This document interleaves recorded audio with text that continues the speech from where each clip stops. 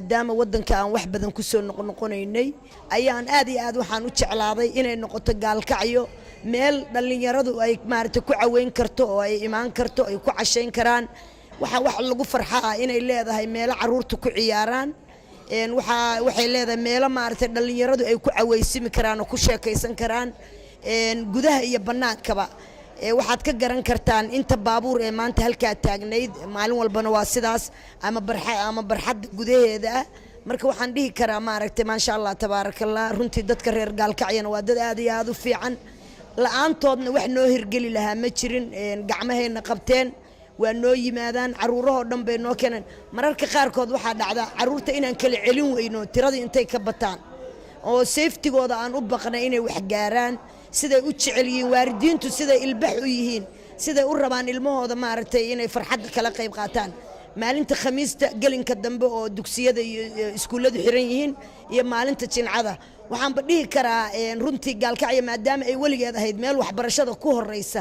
inay dadkeeduna dadka kale ka hormarsan yihiin oo ka ilbaxsan yihiin ummadda reer Puntland ee dibadda joogtana waxaan leeyahay dalka ha lagu soo noqdo dalka ha la maalgashado caafimaad baa yaala qurux baa taala ganacsi baa yaala barwaaqo taala waxaan balyeynaya san sheegay walaashii groupkeeda aad iyo aad baa loogu baahnaa Lucky Playground caruurtii way leedahay ciyaarteedii am xanaan meesha ciyaarta wiifooyadii iyo maaragtay ma weelada caruurta maanta jimcay ahayd ma sha Allah ilaa saaka ilaa maanta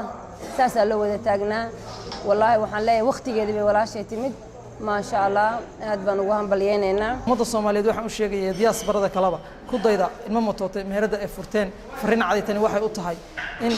dalka iyo dadka ay leeyihiin dadka Soomaaliyeedna ay leeyihiin wadankuna wadankiina uu yahay aad maal gashan ka dhan aad ku dhaqmi ka dhan goobtani marka waxay dhiirigelinaysaa caruurtu marka ay 6 bari dhigtaan waxbarashada maalinta jimcaha in waalidiintu keenaan in qoysasku yimaadaan in waliba lamaanayaashu yimaadaan oo ku farxaan oo ilmahooda ciyaarsiiyaan sidoo kale waxay goobtu leedahay meel cafeteria ah